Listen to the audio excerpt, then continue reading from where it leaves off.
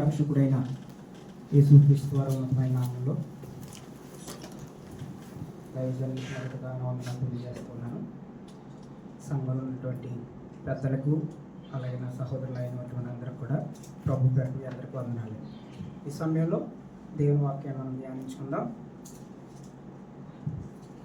ఇంచుమించు సమయం మనకు మంచిగా ఉంది కాబట్టి చక్కగా ప్రభు మనతో మాట్లాడిన ప్రతి మాటను కూడా శ్రద్ధగా ఆలకించి ఆయన సన్నిధిలో ఆయన మహిమపడతాం. ఆయన మాట్లాడుతున్న మాటను బట్టి మనం జీవిద్దాం. ఈరోజు మనం మాట్లాడుకోవాల్సినటువంటి మాటలను జాగ్రత్తగా గ్రహించుకుందాం.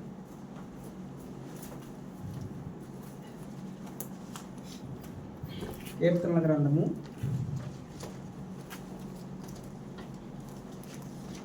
16వ అధ్యాయము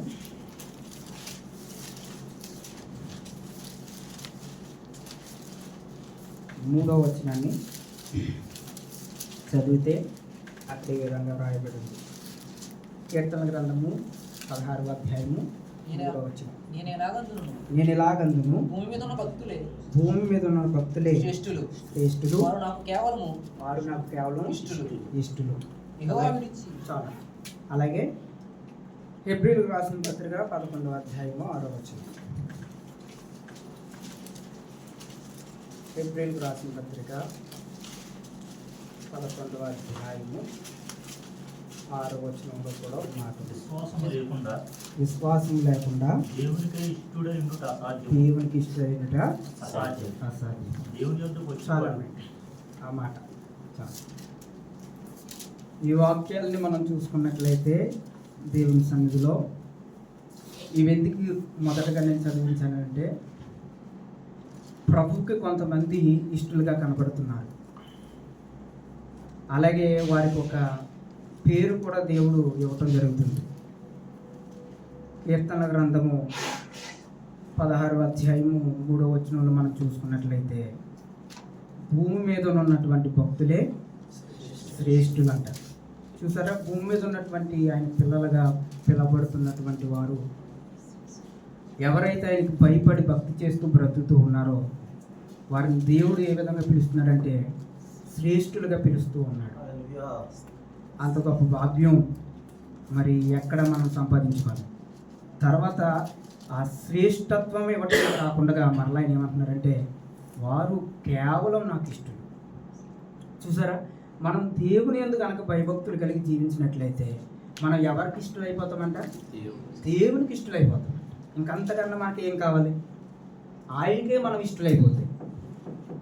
ఆయనకే మనము ప్రాణం పెట్టినంతగా ప్రేమించినటువంటి మన దేవుడు ఆయనకే ఇష్టమైన రీతిలో మనం భక్తి చేస్తే ఈ లోకంలో ఆయన ఇష్టానుసారంగా మనం ఈ లోకంలో నడుచుకుంటూ ఉంటే ఆయనకి ఇష్టానుసారంగా మన ప్రవర్తన ఆధారపడి ఉంటే చూసారా, అంతకన్నా గొప్ప జీవితం ఇంకేమీ లేదు. మనకు ఒక ఆరాధన వాక్యంలో చెప్పబడినట్లుగా మనకు శిథిలము కానటువంటి ఒక నివాస స్థలము, నివాస గృహము మనకి ఎక్కడుంది? చేతి పని కాక దేవుని చేత కట్టబడినదై. ఎంత అద్భుతమైనటువంటి మాట ప్రభు మనకు రాయించారు. మరి ఇక్కడ ఉన్నంతకాలం మనం చేతితో కట్టుకుని బ్రతుకుతూ ఉన్నాం, నివాసం చేస్తూ ఉన్నాం. ఇది ఎప్పటికైనా సరే తుఫాను వస్తే పడిపోవచ్చు, వరదలు వస్తే పడిపోవచ్చు, అలాగే లేదా ఒక భయంకరమైన సునామీ వస్తే పడిపోద్ది. అలాగే మన శరీరానుసారంగా తీసుకున్నా కూడా ఏదైనా భయంకరమైన శ్రమలు వచ్చినా మనం నలిగిపోతూ ఉంటాం. ఇబ్బందికరమైనటువంటి పరిస్థితులు మనల్ని చుట్టుముట్టినా మనం భయపడిపోతూ ఉంటాం, మనం కృంగిపోతూ ఉంటాం. కానీ దేవుని చేత అనగా దేవుని వాక్యం చేత కట్టబడితే ఏ శ్రమ వచ్చినా, ఏ ఇబ్బంది వచ్చినా, ఏ పరిస్థితులు ఎదురైనా మనము కదల్చబడిన వారముగా స్థిరమైన పునాది మీద కట్టబడినటువంటి నివాస గృహం ఏ విధంగా ఉంటుందో ఆ పరిస్థితుల్లో మనం నిలబడగలగడానికి దేవుని సహాయం మనకు ఉంటుంది. అందుకని అంటున్నాడు వారు కేవలం నాకు ఇష్టలు. ఈరోజు ఎంతమంది దేవుడికి ఇష్టలుగా మనం ఉన్నాం? ఈరోజు దేవుడు మనల్ని చూసి ఎంతమంది నువ్వు శ్రేష్ఠుడువు అని చెప్పడానికి దేవుడు ఆయన దగ్గర సమాధానం. ఈరోజు మనం ఆయనకి శ్రేష్ఠులుగా కనబడుతూ ఉన్నామా? ఈరోజు మనకు ఆయనకి ఇష్టలుగా మనం కనబడుతూ ఉన్నామా? మన జీవితాన్ని మనం పరిశీలన చేసుకోవాల్సిన వారు చాలా ఉంది. అందుకే మొదటికి 2 వచనాలు నేను చూపించాను. ఎలా ఇష్టం అవుతామంటే హెబ్రీయులకు రాసిన పత్రికలో చెప్తున్నాడు, విశ్వాసము కలిగిన వారే ఇష్టలు. ఆ విశ్వాసం కలిగి ఉన్నవారే దేవుని యందు భయభక్తులు కలిగి జీవించగలుగుతారు. రండి ఇప్పుడు అసలైనటువంటి వాక్య సందేశంలోకి వెళ్దాం. యోహాను సువార్త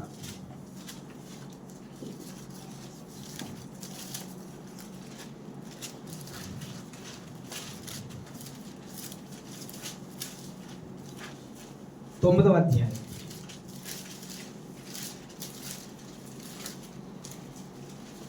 యోహాను సువార్త 9వ అధ్యాయము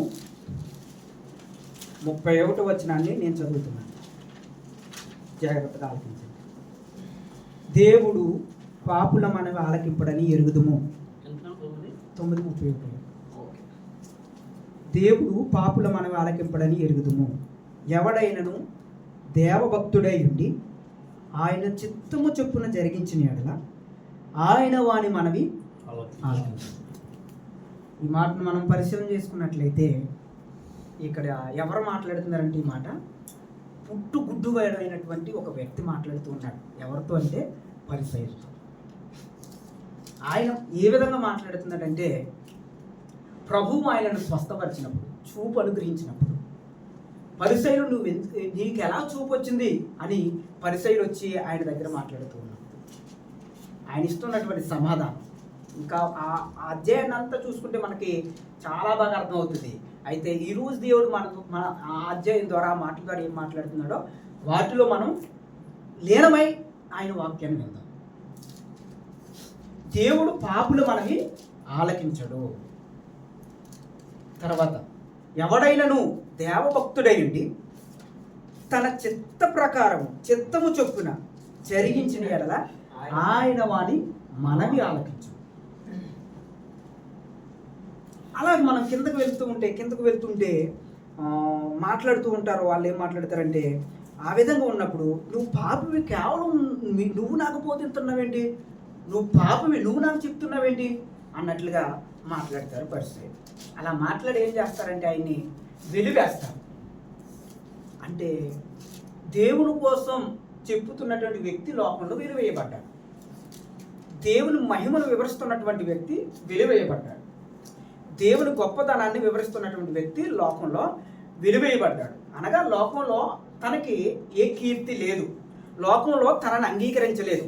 క్రీస్తుని ఏ విధంగా అంగీకరించలేదో యూదులకు భయపడి తర్వాత వాళ్ళ తల్లిదండ్రులను కూడా పిలిచి పరిచయాలు అడిగినప్పుడు, తను చూపు లేనివాడే కదా అని అడిగినప్పుడు తల్లిదండ్రులు కూడా యూదులకు భయపడి తను వయసు వచ్చినవాడు తననే అడగండి ఏం జరిగిందో తన చెప్పగలుగుతాడు అని తల్లిదండ్రులు యూదులకు భయపడి ఆ విధంగా చెప్పడం జరిగింది.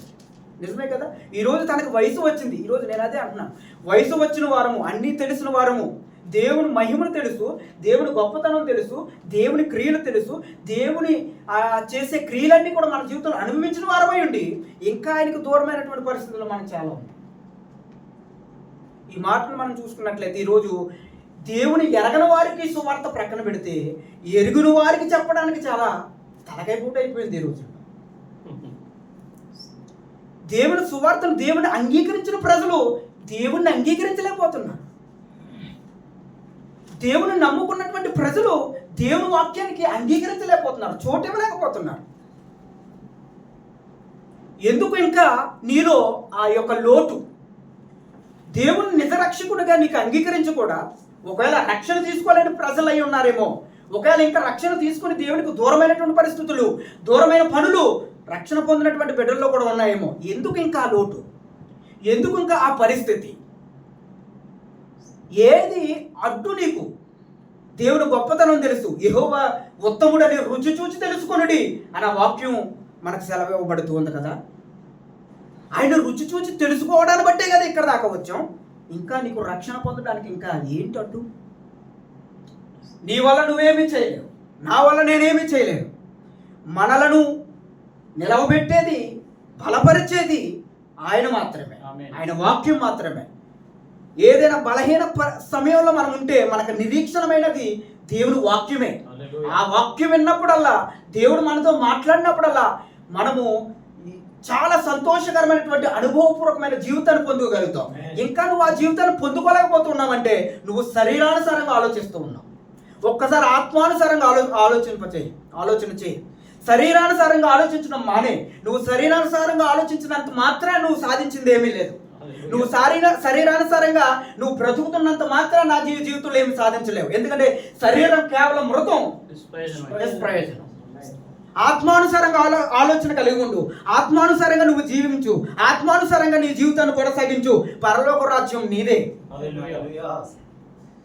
ఇంకా కూడా ఈ మాటలు వింటూ ఇంకా కూడా నువ్వు ఫలం పొందుకోలేని పరిస్థితులు ఉంటే నువ్వు ఇంకా శరీరానుసారంగా ఉన్నట్లే లెక్క. ఈ మాటలు వింటున్నటువంటి నీ జీవితంలో ఇంకా ఈ వాక్యాన్ని దేవుని వాక్యాన్ని నువ్వు అంగీకరించలేని పరిస్థితులు ఉంటే దేవునికి దూరంగా ఉన్నట్లే లెక్క. పేతురు గారు ఆనాడు వాక్యాన్ని బోధిస్తూ ఉన్నప్పుడు 3000 మంది దేవుని వాక్యాన్ని అంగీకరించి బాప్తిసం తీసుకున్నారు. మొదటగా నువ్వు అంగీకరిస్తే దేవునికి దగ్గర అవుతావు. ఒకవేళ నువ్వు బాప్తిసం తీసుకోవాలని వాడు అయితే, ఒకవేళ దేవునికి బాప్తిసం తీసుకుని దూరమైన పరిస్థితులు ఉంటే మరొకసారి దేవుని వాక్యాన్ని అంగీకరించినట్లయితే దేవునికి దగ్గరైనటువంటి పరిస్థితులు నీలో మరలా పునరుద్ధ జీవనాన్ని పొందుకోగలుగుతాం. ఆ పునరుద్ధానం అటువంటి శక్తిని మనం పొందుకోగలుగుతాం. మొదటగా మనం చేయవలసింది విశ్వాసం కలిగి దేవునికి ఇష్టలై ఉండాలి. విశ్వాసం మనలో ఉండాలి. విశ్వాసమే మనల్ని బ్రతికింపజేస్తుంది. ఆ విశ్వాసం కనుక మనలో లేకపోతే, దేవుని వాక్యాన్ని అంగీకరించే మనసు మనలో లేకపోతే, లోకంలో ఉన్న పరిస్థితులను చూసి దేవునికి దూరం అవ్వకూడదు. ఆ పరిస్థితులు మనకి ఎదురవుతూ ఉంటాయి. సునామీ అలలు వచ్చినట్లుగా పోతాయి. ఇంకా వాటినే చూసి నువ్వు భయపడుతూ దేవునికి దూరంగా ఉంటే పరలోక రాజ్యానికి వెళ్ళడానికి నీకు అర్హత ఉండదు కదా. ఆ అర్హత సంపాదించుకోవాలంటే దేవుని ప్రజలారా తప్పనిసరిగా ఈ లోకంలో ఎదురయ్యే ప్రతి పరిస్థితిని కూడా సమర్థవంతంగా ప్రార్థన జీవితం కలిగి విశ్వాసం కలిగి మనం ఎదురుకు వెళ్ళవలసిన వారమే. దేవుడు మాట్లాడుతున్న ప్రతి మాట శక్తివంతమైనది. దేవుడు ఎన్నో ఎన్నో బలమైనటువంటి మాటలు మనకు అందింపజేశాడు. దేవుడు ఆ మాటలు బట్టి ధైర్యం తెచ్చుకొని దేవుని కొరకు బ్రతకవలసిన వారమై ఉండి క్రైస్తవుడికే సువార్త ప్రకటించే పరిస్థితుల్లో ఉంటే దేవుని గొప్పతనం ఇక్కడే తగ్గిపోతూ ఉంది. దేవుని మహిమ ఇక్కడే పేలవమైన ప్రదర్శనతో కనబడుతూ ఉంది. మనవంతు మనము చేయవలసినటువంటి పనిని మనమే ఆపేస్తే, మనవంతు మనం జరిగించవలసినటువంటి ఆ కార్యాన్ని మన ద్వారానే ఆపేస్తే, ఓ క్రైస్తవుడా నువ్వు వెళ్ళి దేవుని ఎరగనటువంటి ప్రజలకు నువ్వు చెప్పవలసినటువంటి పరిస్థితుల్లో ఉండి దేవుని ఎరిగినటువంటి ప్రజల దగ్గరికే వెళ్ళి మరలా నువ్వు చెప్తూ ఉన్నావంటే, ఓ క్రైస్తవుడా నువ్వే పొజిషన్లో ఉన్నావు, ఏ యొక్క పద్ధతిలో ఉన్నావు, ఎవరిని నువ్వు ఆధారం చేసుకుని బ్రతుకుతూ ఉన్నావు. నేను క్రైస్తవుని అని చెప్పుకుంటూ దేవునికి దూరమై బ్రతుకుతూ ఉన్నావు. నువ్వు గ్రహించుకో. దేవునికి దూరమై మనం సాధించింది ఏమీ లేదు. మనకు ఆరాధన వాక్యంలో చెప్పబడినట్లుగా మన గృహం అక్కడ ఉంది, మన నివాస స్థలం అక్కడ ఉంది. ఇక్కడ ఎన్నాళ్ళు బ్రతుకుతామో మనకు తెలీదు. 60-70 సంవత్సరాలు అని మాత్రం తెలుసు. కానీ ఈ మధ్యలో దేవుడు ఎప్పుడు పిలుచుకుంటే అప్పుడు వెళ్ళిపోవాలి. ఈ మధ్యలో అర్హత సంపాదించుకోకపోతే, ఈ మధ్యలో దేవుడిచ్చే ఆ యొక్క ధన్యతను మనం సంపాదించుకోకపోతే ఆ నివాస స్థలానికి వెళ్ళడానికి అర్హత మనం కోల్పోతాం. ఆల్రెడీ తన జీవ గ్రంథంలో మన పేర్లన్నీ వ్రాయబడ్డాయి. నువ్వు అంగీకరించడమే లేటు. నువ్వు దేవుని వాక్యాన్ని నీ హృదయంలోనికి చేర్చుకోకపోవటమే బాధాకరమైన విషయం. ప్రభు నీ హృదయం అనే తలుపునొద్ద ఇందాక దైవజనుల నోట వచ్చినటువంటి మాట ప్రకారం ఉండి తలుపు కొడుతున్నాడట. ఎందుకు నువ్వు తెరవకుండా ఉన్నావు? దేవుని వాక్యాన్ని ఎందుకు ఏం అడ్డగిస్తుంది? మరలా చెప్తున్నాను, శారీరకంగా కష్టపడుతున్నటువంటి ప్రతి పనికి మన ప్రతిఫలం అనుభవించాలనే కష్టపడుతూ ఉన్నాం. మన ఆత్మానుసారంగా ఇంతసేపు వచ్చి దేవుని మందిరంలో గడుపుతున్నటువంటి నువ్వు ప్రతిఫలం వద్దా నీకు? నువ్వు రోజంతా కష్టపడిన పనికి నీ నెల వచ్చినప్పటికీ జీతం కట్ చేసేస్తే నీకు ఎంత బాధ ఉంటుంది? అయ్యో రోజంతా కష్టపడ్డాను, ఆ రోజుకి రావాల్సినటువంటి జీతం నాకు రాలేదు అన్న బాధ ఉంటుందా ఉండదా సహోదరుడా? మరి ఇన్ని గంటలు దేవుని మందిరంలో గడుపుతున్నావు. నువ్వు ఇన్ని గంటలు గడిపిన దానికి దేవుడు నీకు ప్రతిఫలాన్ని ఇవ్వకపోతే, నువ్వు ఆ ప్రతిఫలాన్ని పొందుకోలేకపోతే ఆ బాధ నీకు కనపట్లేదా? ఆ బాధ నీకు తెలియట్లేదా? ఆ ప్రతిఫలాన్ని పొందుకోవాలనే ఆశ నీకు లేదా? క్రైస్తవుడు చెప్పే రీతిలో ఉండకూడదు సువార్త. క్రైస్తవుడు కలిసి ప్రాణం పోయినా సరే దేవుని కోసం నిలబడి దేవుని వాక్కును ప్రకటించేవారంగా చదువుకున్నారు. సరే, ఇంతవరకు ఒక విధానంలో జరిగితే ఇప్పుడు అసలు ఏంటి, అసలు ఈ మాట ప్రకారం మనం ధ్యానించుకుందాం. ఇంకో ఇద్దరు భక్తులు మనం తీసుకుని ధ్యానించుకుందాం. అసలు ఏంటి, ఎవడైనను దేవభక్తుడై ఉండి ఆయన చిత్తం చొప్పున జరిగించిన ఎడల ఆయన వాని మనవి ఆలకించు. ఎవరు దేవుని భక్తుడు? అసలు దేవుని భక్తుడు ఆయన చిత్తం చొప్పున జరిగితే దేవుడు ఆలకిస్తాడట. చూద్దాం అసలు ఏ విధంగా ఆలకిస్తున్నాడు, అది కూడా మనకు జ్ఞాపకం చేసుకోవాలి. ఏ విధంగా ఆలకిస్తున్నాడు? చాలా గొప్ప మాటలు దేవుడు మనకు రాయించాడు. మొదటగా అబ్రాహం గారు జ్ఞాపకం చేసుకున్న తర్వాత వేరే భక్తుల దగ్గరికి మనం వెళ్దాం. ఆదికాండము 18వ అధ్యాయము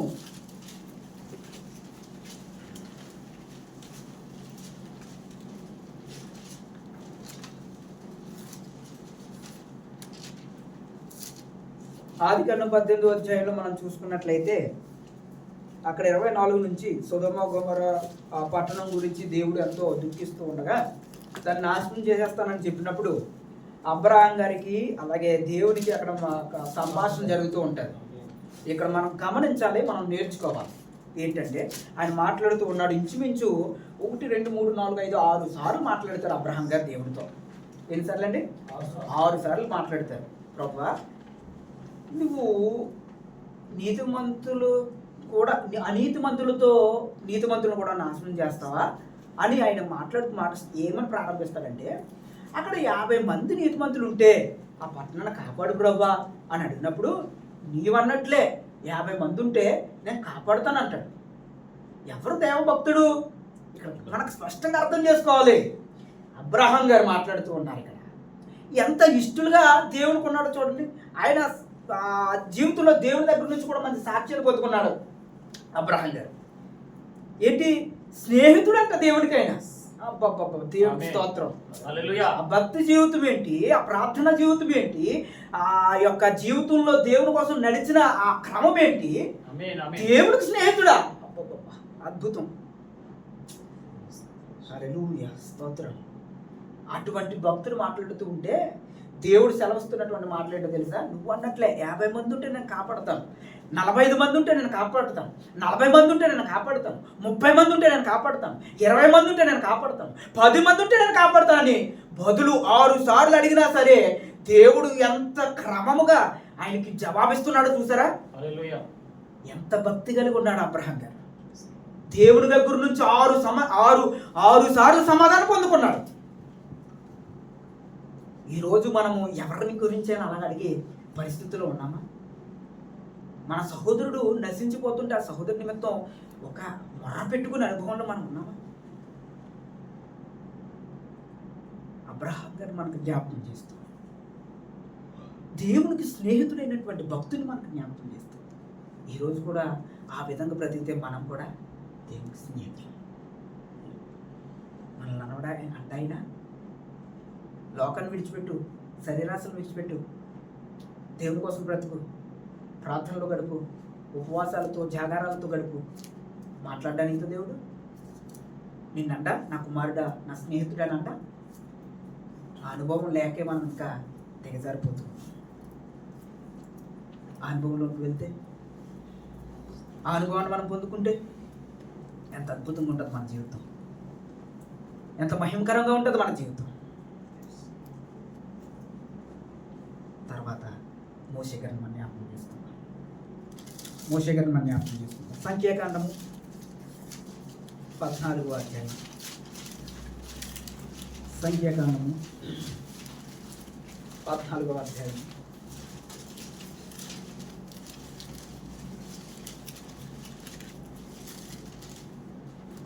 అక్కడ కూడా 11, 12 వచనంలో దేవుడు ఏమంటాడంటే, నేను వీరిని ఇంకా సహించలేను అన్నట్లుగా మాట్లాడినప్పుడు మరలా అక్కడ మోషే గారు 13 నుంచి 20 వచనాల వరకు ఆయన మాట్లాడుతూ ఉంటాడు. దేవుడు చేసినటువంటి క్రియలను మరలా ఆయనకే చెప్తూ ఉన్నాడు. ప్రభా, ఇంత గొప్ప శక్తి కలిగి ఐగుప్తు నుండి నీ ప్రజల్ని ఇక్కడికి తీసుకొని వచ్చి ఇప్పుడు మరలా నీకు ఇక్కడ వారిని నాశనం చేసేస్తానని అంటున్నావు. ఏమనుకుంటారో తెలుసా? నీ శక్తి లేని దేవుడు అక్కడ వరకు తీసుకువెళ్ళి అక్కడ నాశనం చేసేస్తాడని అనుకుంటారు ప్రభు అని చెప్పి ప్రభుకి దేవునికే చెప్తున్నాడు మోషే భక్తుడు. నీ ద్వారా నేను మరలా పుట్టించుకుంటాను నా బిడ్డల్ని, వీళ్ళు వద్దు అని మాట్లాడుతున్నప్పుడు మోషే గారు చూడండి ఏం మాట్లాడుతూ ఉన్నారో, ఎలా జవాబిస్తున్నాడో దేవునికి. ఆయనకు తెలిసిన విషయాలు ఆయన సొంతంగా ఏం మాట్లాడలేదు ప్రభుతో, ఆయన చేసిన కార్యాలే ఆయన చెప్తూ ఉన్నాడు. దేవుడు ఏ కార్యాలు అయితే అక్కడ చేశాడో ఆ కార్యాలను చెప్తున్నాడు. ప్రభు ఇంత శక్తి కలిగినటువంటి వాడు, కృపాశక్తి కలిగినటువంటి వాడు, నీవు గొప్పతనం కలిగి ఈ స్థితికి తీసుకొచ్చి ఇప్పుడు నువ్వు మరలా నిన్నేమనుకుంటారు? ఈ విధంగా చేస్తే శక్తి లేనోడు దేవుడు అక్కడ నాశనం చేసేసారు అని అనుకుంటారు. ప్రభు నువ్వు గొప్ప శక్తిమంతుడు. ఈ మాటలు మనం చూద్దాం ఇక్కడ లాస్ట్ మనము 19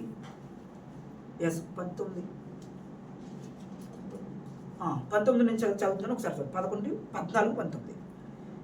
ఐగుప్తు నుండి వచ్చినది మొదలుకొని ఇదివరకు నీవు ఈ ప్రజల దోషమును పరిహరించినట్లు నీ కృపాతిశయమును బట్టి ఈ ప్రజల దోషమును దయచేసి క్షమించమని యెహోవాతో చెప్పాడు.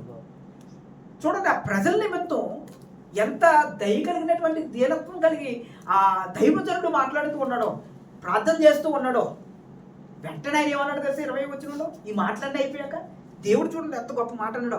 యెహోవా నీ మాట చొప్పున నేను క్షమించి ఉన్నాను. ఎవరు సంపాదించుకోగలుగుతావు ఈరోజు సమాధానకరమైనటువంటి మాట దేవుని దగ్గర నుంచి? మనం దేని విషయమైనా గోజులాడుతూ ఉన్నప్పుడు, దేని విషయమైనా మనం మొరపెట్టుకుంటున్నప్పుడు ఈ విధమైనటువంటి సమాధానం, దేవునికి కోపం వచ్చినటువంటి పరిస్థితుల్లో ఆయన కోపాన్ని తగ్గించగలిగినటువంటి సామర్థ్యత భక్తి జీవితం మనలో ఉందా? ఈరోజు మోషే గారు, ఆ రోజు మోషే గారు తగ్గించారు ఆయన కోపాన్ని ఆయన భక్తి జీవితంలో. అందుకే మోషే నా ఇల్లంతటిలో నమ్మకమైన వాడని ఆయన బట్టి కూడా దేవుడు ఒక మంచి సాక్ష్యాన్ని ఇచ్చాడు. దేవుడికి వచ్చిన కోపాన్నే తగ్గించగలిగిన భక్తులు మనకు కనబడుతూ ఉన్నారు కదా. ఈరోజు ఆ దేవుడిని మనం ఆరాధిస్తూ ఉన్నాం. ఈరోజు ఆయనే మనకు దేవుడు. ఈరోజు ఇంత ఎలా చక్కగా కూర్చున్నటువంటి మనం ఏం అడ్డగిస్తుంది మనల్ని ఆయనకి దగ్గర అవ్వకుండా? అంత గొప్ప దేవుని కలిగి ఉండి ఏం అడ్డగిస్తుంది? లోకమా, కుటుంబాల, బంధువుల, స్నేహితుల, నీ శరీరమా? ఏది అడ్డగిస్తుంది? నాకు అర్థం కావట్లేదు. ఎంతకాలం దేవునికి దూరంగా బ్రతుకుతాం? ఎంతకాలం దేవునికి విరోధంగా బ్రతుకుతాం? ఒక మాట ఉంటుంది దేవుని వాక్యంలో, ప్రార్థన చేయకపోవటం పాపమట, అలాగే వాక్యాన్ని వినకుండా ప్రార్థన చేయటం కూడా పాపమే. వాక్యాన్ని వినకుండా నువ్వేం ప్రార్థన చేస్తావు? ఒకవేళ వాక్యం వినకుండా ప్రార్థన చేస్తున్నాడు అనుకో, చెల్లుబాటులో రాదని దేవుని వాక్యం చదివేస్తావు తెలుసా? నువ్వు వాక్యం వింటేనే ప్రార్థన చేయగలుగుతావు. ఎలా చేయగలుగుతావు నువ్వు ప్రార్థన లేకపోతే? దేవుని వాక్యంలో ఉంది మాట, దేవుడే సెలవిస్తూ ఉన్నాడు. కాబట్టి నువ్వు ప్రార్థన చేస్తున్నావు అంటే దానికి ఒక నిరీక్షణమైనటువంటి ఆధారం ఉండాలి. ఎందుకు నువ్వు ప్రార్థన చేస్తూ ఉన్నావు? ఏమి చేసినా మనకు తెలిసే చేస్తాం కాబట్టి మనం గ్రహించుకోవాలి. మనకు తెలియకుండా మన జీవితంలో ఏది జరగదు. మనకు తెలియకుండా ఏం జరుగుతుందో మన జీవితంలో ఏది జరగదు.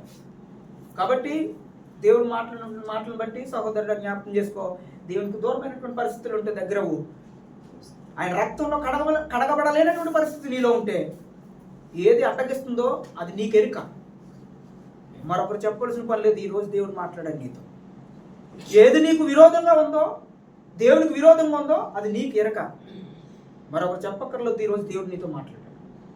ఒకవేళ నువ్వు ఈ వాక్యాన్ని నీలో ప్రతిఫలాన్ని పొందుకోవాలి, ఈ వాక్యం నీలో పనిచేస్తుంది అంటే కనుక కంపల్సరిగా దేవుడు నీలో ఒక నూతనమైనటువంటి కార్యాన్ని చేయడానికి సిద్ధంగా ఉన్నాడు. ఆ కార్యాన్ని నువ్వు పొందుకుంటే కనుక, ఆ కార్యాన్ని నువ్వు పొందుకోవాలని ఆసక్తి కలిగిన వాడు అయితే కనుక ప్రార్థన చేసుకో. దేవుని కోసం నిలబడు. దేవుని రక్తంలో కడగబడు. దేవుని కోసం మరింతగా మంట కలిగి, తీవ్రత కలిగి దేవుని పనిలో మనందరం ఏకమై వాడబడదాం. దేవుడి మాటల్ని మనం ఇంట్లో ఫలింపజేయను. ఆమేన్.